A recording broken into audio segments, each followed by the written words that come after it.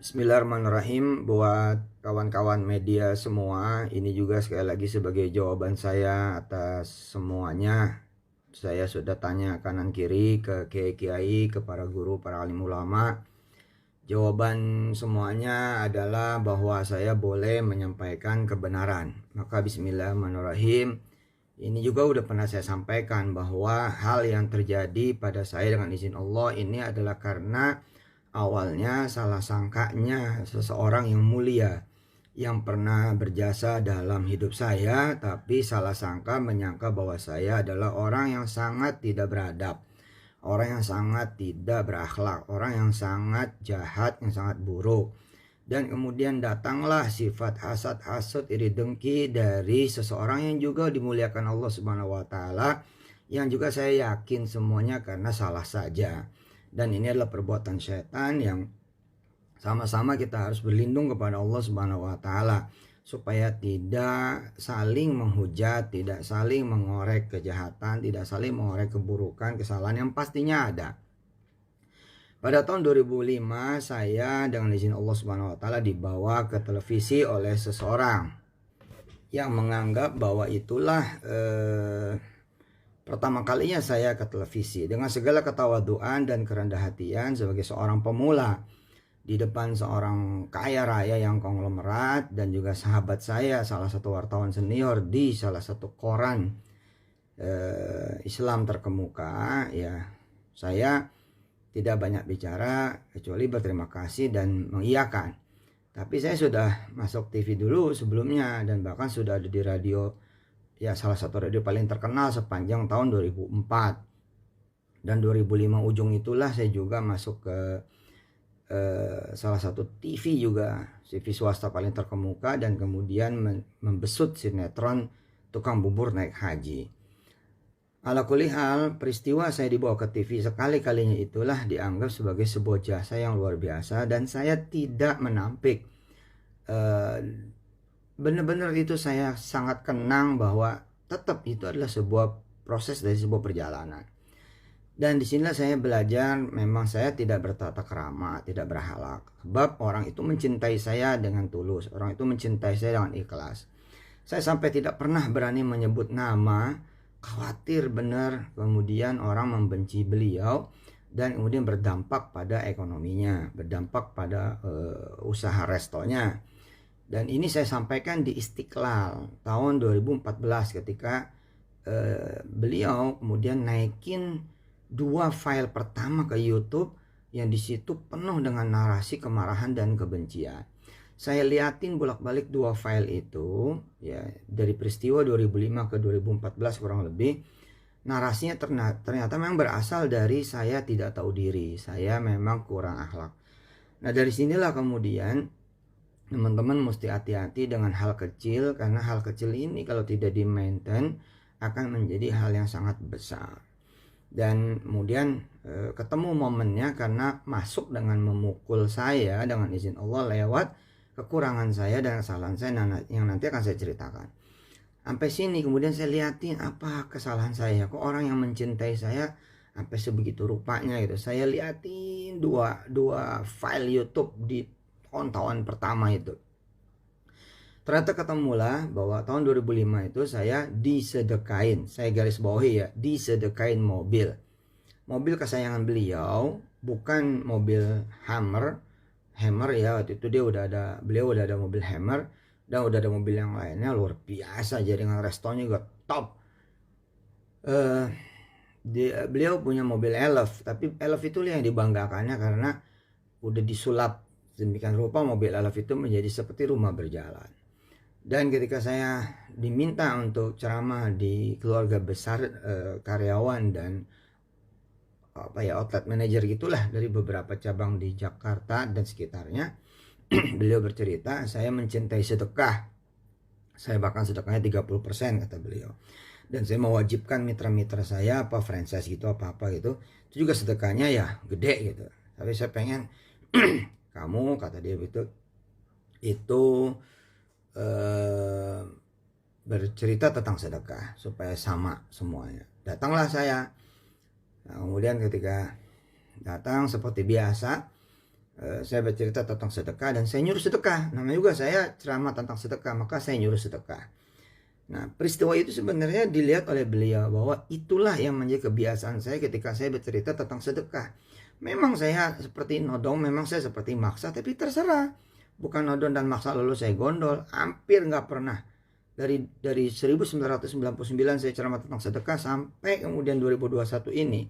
Saya bahkan mempersilahkan teman-teman secara publik bila ada yang benar-benar saya bawa sedekahnya dari acara sedekah, dari acara panitia ceramah lalu saya bicara sedekah, maka ngomong aja. Ada satu aja saya berhenti jadi ustadz. Perasaan saya nggak pernah gitu, hampir nggak pernah, kecuali panitianya emang nggak ada tujuan sedekahnya kemana. Kalau itu ya mau gimana ya, saya terima saja, tapi mengkondisikan enggak. Dan itu beliau tahu persis, karena ketika kemudian saya selesai ceramah tentang sedekah 2005 di salah satu outlet beliau di Bintaro, itu saya suruh sedekah, dan sedekahnya kemana saja. Dalam bentuk silakan ditulis sedekahnya apa, tanpa usah dikasih nama. Terus kemudian saya cari kertas, saya bagiin kepada semuanya, dan semuanya mengisi tanpa saya tahu siapa namanya dan bakal kemana. Nah, di salah satu kertas itu ada isinya mobil. Nah, mobil kan nggak mungkin karyawan-karyawannya itu. Terus saya liatin beliau, ini bapak, iya buat kamu nih, buat kamu, buat saya loh, bukan dipinjemin. Dan di hari itu pula mobilnya itu saya sedekahin. Nah, di sini letak kesalahannya. Mestinya saya bilang dulu pada beliau, tapi saya nggak bilang. Di pertengahan jalan saya kontak dengan istri saya, waktu itu masih zamannya Ratelindo. Dan saya memang naik motor ketika beliau bilang masih miskin, dan saya terima. Tapi 2001 dengan izin Allah Subhanahu Wa Taala, saya udah matur kiai-kiai juga, boleh nggak menyampaikan ini? Mereka bilang ya sampaikan aja sebagai sebuah kebenaran. Nah, 2001 saya itu udah sedekah mobil. Bukan berarti saya datang 2005 itu ada motor. Nah, ini saya hati-hati ngomong begini nih, takut sombong gitu. Tapi ya bismillah, ini saya sampaikan. Kemudian 2003 udah pakai Mercy dengan izin Allah, bahwa saya datang pakai motor. Ya saya emang suka motor, saya juga anak motor itu ya. Lagian deket ngapain juga bawa mobil itu, dari daerah bilangan Ciledug, Cipondo ke Bintaro macet lah, mendingan naik motor gitu, bisa lewat kampung ke kampung gitu kan. Nah, hari pertama 2005 itu saya disedekain mobil. Hari itu juga saya sedekain lagi, dan mobil itu sampai sekarang masih ada. Nah, katanya mau diperkarakan lagi tuh mobil sebagai perkara baru ya, dari 2000 sekian belas. Wah, sekian markas kepolisian, orang dipakai sana sini untuk kemudian melaporkan saya. Alhamdulillah, saya nggak pernah berlindung di balik keteksi apapun, nggak pernah berlindung di balik kemudian rezim ini rezim itu, nggak pernah. Saya jalanin, tanya aja polisi-polisi yang mereksa saya, nggak ada pakai duit juga. Paling tukar sama ceramah gitu kan di markas tersebut, karena mereka juga percaya nggak mungkin lah saya nipu begitu. Tapi saya jalanin tuh, ada yang 2 hari BAP-nya, Masya Allah, mesti bolak-balik. Ada yang kemudian balik lagi, revisi apa, ada macam-macam udah. Ya saya jalanin aja. Ada kali 5 atau 8 gitu. Sampai ke tingkat Polres sih. Dari mulai Baraskrim, Polda, ini Polda itu sampai Polres. Kemudian terakhir di pengadilan negeri. Kalau ngelaporin, gue diem, minta ampun, udah gegap gempita. Media lah segala macam, giliran kalah, diem aja. Dan saya juga nggak pernah berhasrat untuk mukul balik, nggak pernah. Ya, nggak pernah. Ini sebagai jawaban kepada teman-teman dia, ya ambil aja udah. Nggak, saya mah apa ya, pengennya tuh nggak saling klarifikasi, nggak saling hujat. Uang yang dipermasalahkan ini 1-2 kok, nggak beneran banyak kayak apa tau yang dibayangkan teman-teman. Enggak, dari 2.900 orang yang ikut patungan usaha di 2012 ya, itu dengan izin Allah Subhanahu Wa Taala 2.500 lebih itu udah dipulangin. Sisanya ini kan nggak tahu, saya juga nih masalah data dan lain-lain. Ini bukan masalah justru kelemahan, enggak, di 2.500 loh. Datanya ada loh. Dan saya koordinasi loh dengan teman-teman OJK, BI, teman-teman di Kementerian Koperasi, Satgas Waspada Investasi. Ini saya terbuka nyampaikan, ya nggak mungkin dong bohong dong. Masa saya nyebut OJK, BI, Kementerian Koperasi lain-lain, saya bohong numpang berlindung? Enggak lah. Nah, peristiwa 2012 patungan usaha itu nih ceritanya lompat-lompat nih. Itulah yang kemudian melahirkan aset manajemen syariah umat. sekian puluh tahun nggak pernah punya loh aset manajemen syariah. Sekarang punya loh. Ini udah waktunya terbang. Umat juga nggak ngerti apa-apa, dengan izin Allah sedikit sekali yang mengetahui tentang dunia keuangan. Ini kita bawa bahwa masih ada cacat-cacat di perjuangan kita menegakkan ekonomi umat. Ya ayo, wong sego nggak kemana-mana, hotelnya juga berdiri dengan segala macam rupa. Kita tanggung dengan izin Allah. Udah mah bengkak pembangunannya, udah mah kemudian nanggung bunga BTN yang sebulan bisa 500 juta. Terus kemudian menanggung beban mesti nambahin beli tanah, kemudian motong 2 lantai. Kalau nggak ada diskresi dan segala macam, wah nggak kepake tuh hotel. Ya namanya juga anak muda zaman itu, banyak kekurangan, banyak kelemahan. Tapi kan itu yang dibimbing oleh OJK, oleh teman-teman BI, sehingga lahirlah Imani Syariah, Imani dan Imani Syariah, kemudian lahir Petren Asset Management dan lain sebagainya. Semua belum berakhir. Semua masih perjalanan, belum berakhir, dan saya masih berdiri. Nah, ketika saya melihat ini dipulangin adalah sebagai solusinya, ya saya pulangin.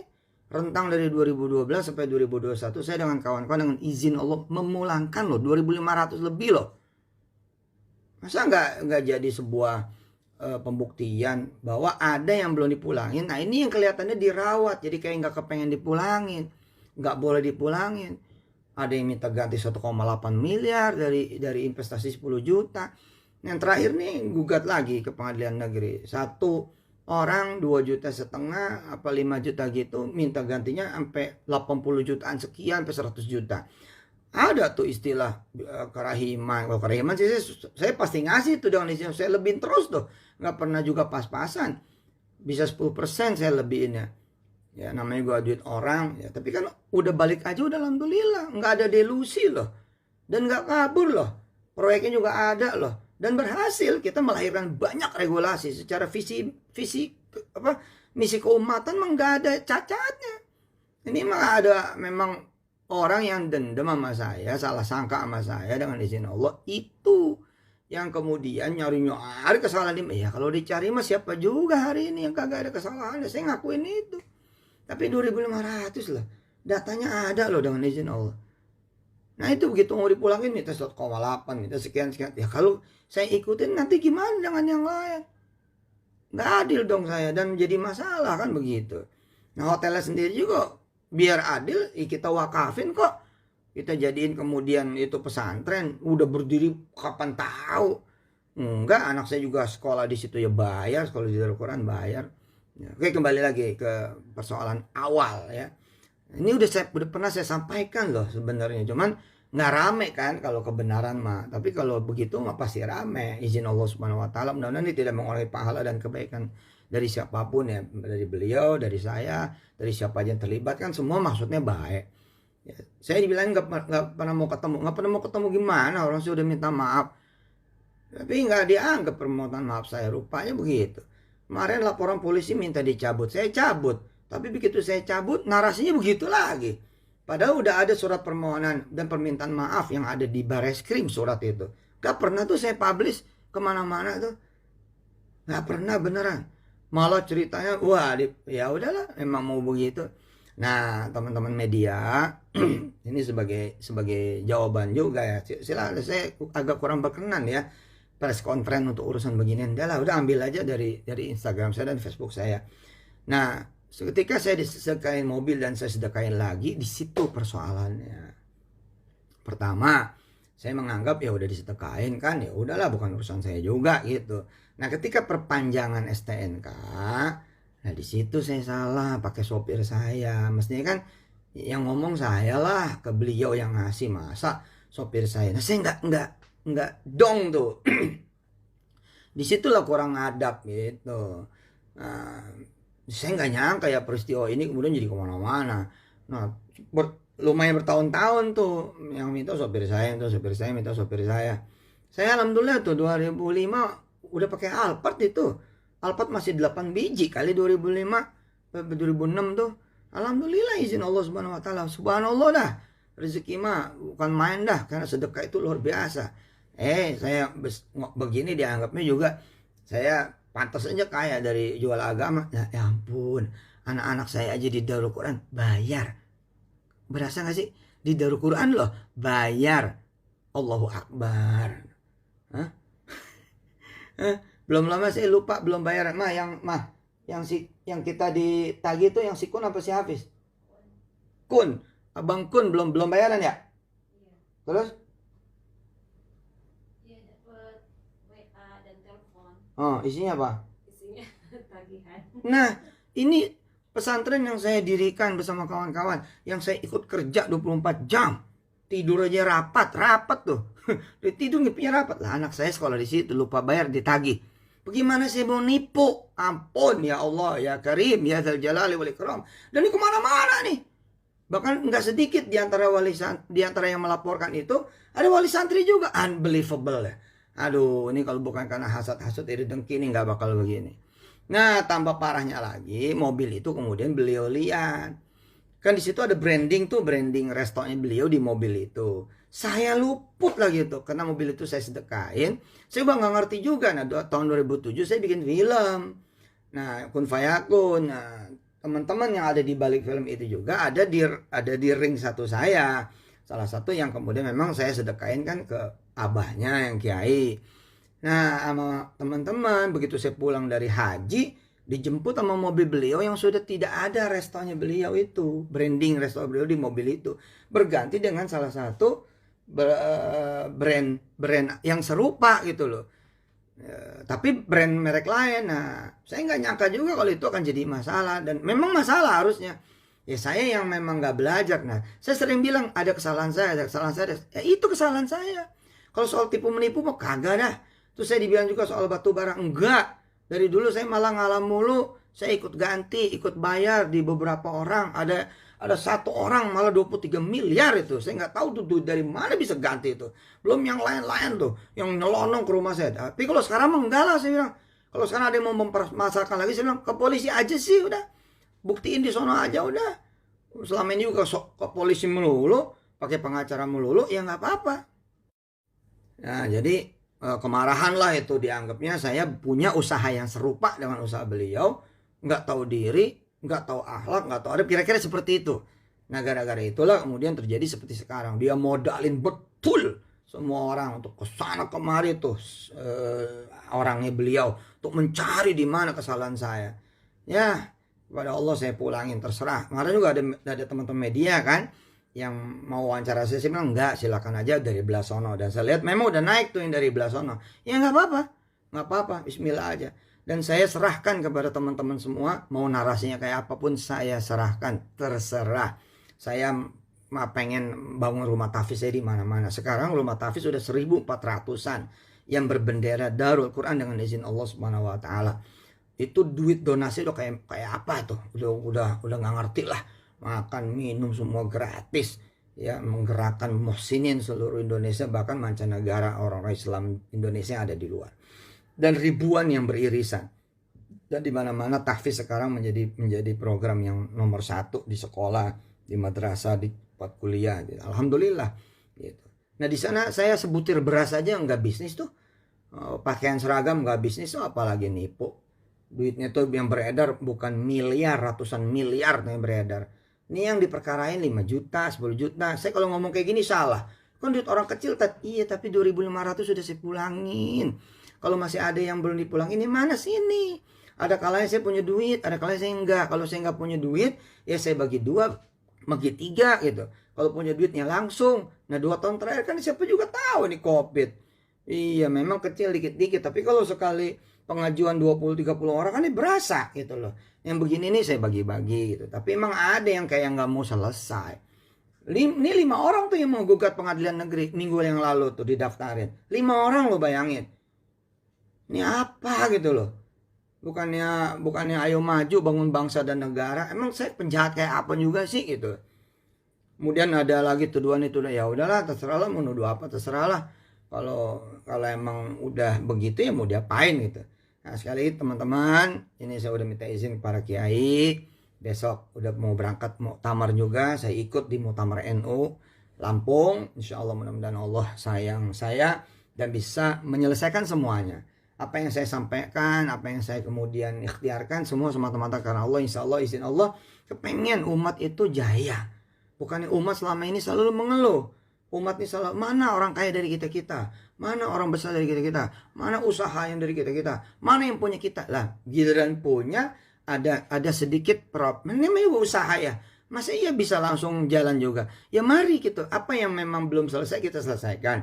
Apa yang belum sempurna kita sempurnakan. Apa yang masih kurang juga, ayo mari kita perbaiki semuanya. Bismillahirrahmanirrahim. Saya nggak akan pernah berhenti juga menegakkan ekonomi umat, ekonomi bangsa dan negara. Nggak akan pernah berhenti. Bismillahirrahmanirrahim. Apalagi berhenti jadi ustadz. Enggak lah.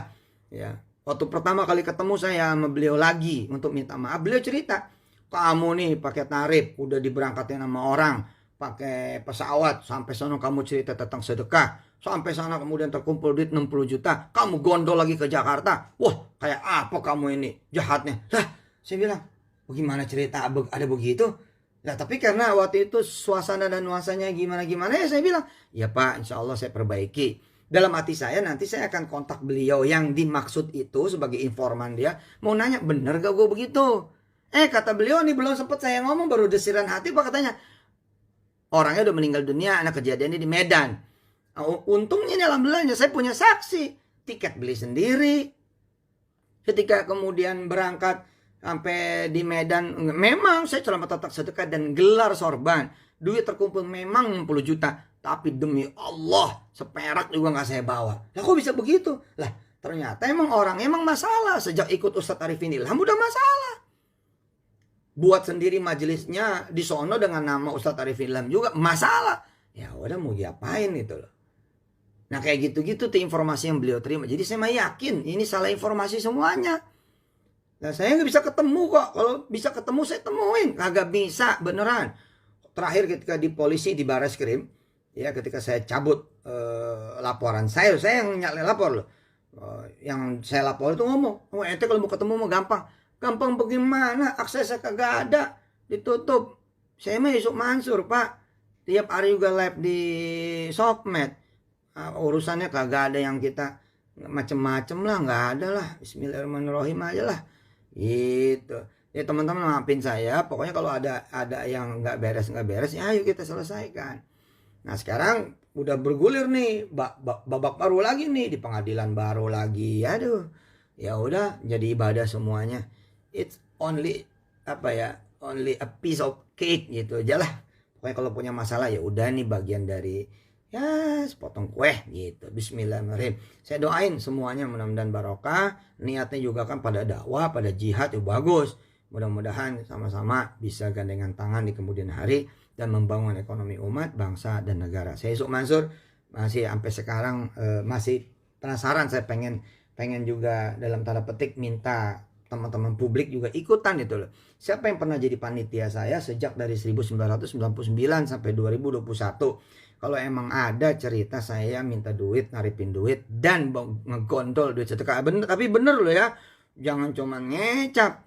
Nah, kalau bener ya monggo sampaikan gitu loh. Satu aja. Saya berhenti beneran jadi ustadz, udah berhenti dah. Ya nggak apa-apa juga istirahat. Ya ini semata-mata saya sampaikan. Mana buktinya gitu loh. Agak ada bos. Itu. Nah soal saya nipu dan segala macam. Enggak lah. Itu kan berangkatnya juga bukan dari bisnis. Tapi dari proyek keumatan. Ya tapi mana hasilnya? Yuk mari kita selesaikan dong. Mari. Memang gampang kata melahirkan aset manajemen. Tanya tuh teman-teman aset manajemen. Gak gampang. Lebih gak gampang lagi jalaninnya. Nah ini kan lagi proses semuanya. Bismillahirrahmanirrahim. Ntar juga berbentuk. Percaya mau saya. Nih dikit lagi nih. Ada divestasi. Ya dari aset manajemen kita. Ke salah satu perusahaan yang asetnya 300 triliun. Apa enggak itu kemenangan umat? Oh itu kan punya Yusuf Mansur. Aduh Pak. Kalau ya saya untung juga buat rumah tahfiz Pak. Ampun dah. Saya mah ngajar tauhid, ngajar iman, Allah dulu, Allah lagi, Allah terus. Kalau pengen mobil apa aja, tinggal minta sama Allah. Pengen rumah, tinggal minta sama Allah. Duit tinggal minta sama Allah, gampang udah. Ya tapi mana, pulangin dong punya duit orang. Itu 2.500 loh, udah saya pulangin mau lihat datanya. Nah, di sini nih sebaik-baiknya ngadu data di polisi. Sebab apa aja dibelokin, apa aja dinarasiin jelek, apa aja diputar balikin. Ya mah, ya udahlah. YouTube udah kayak apa tahu, udah kayak apa so tahu aja isinya begini begitu bilang. Ketemu saya aja pada belum. Bagaimana antar umat itu. Tapi kalau saya saling maki, saling hujat kan kagak bagus. Ya akhirnya saya tutup dengan silahkan menarasikan apa saja. Yang ini gimana? Ini mah saya udah dauhnya para kiai. Sumasur sampaikan kebenaran. Ya begitu. Saya udah muter-muter juga zaman dulu ketika kemudian dibikinin buku ini buku itu, dibagiin kepada kiai ini kiai itu, majelis ulama semua. Saya dipanggil sana sini, saya laporan balik, ya begini kiai begitu kiai. Udah saya sampaikan. Terus saya pernah disidang sama Habib Rizik tahun 2014 juga kalau nggak salah apa berapa gitu. Dianggap bohong. Lah Habib mah masih ada. Tanya aja ntar kalau beliau diizinkan nama Allah keluar. Ayo nggak apa-apa berani saya mah. Nggak ada masalah juga. Nah justru yang minta saya disidang itu kagak datang. Ya beliau sama orang-orang itu kagak datang. Bagaimana? Sampai Habib Rizik berdiri, demi Allah Habib Rizik berdiri lalu bilang ini Yusuf Mansur yang benar karena dia datang. Tuh coba orang apa coba? Tuh orang masih hidup. Mudah-mudahan kita doain keluar beliau beneran. Ntar dah kalau beliau enak hati begitu keluar, kita datang kepada beliau. Bener gak Yusuf Mansur ngomong begitu? Gitu. Makasih deh, panjang lebar nih jadinya. Makasih teman-teman media. Makasih sekali lagi. Wassalamualaikum warahmatullahi wabarakatuh.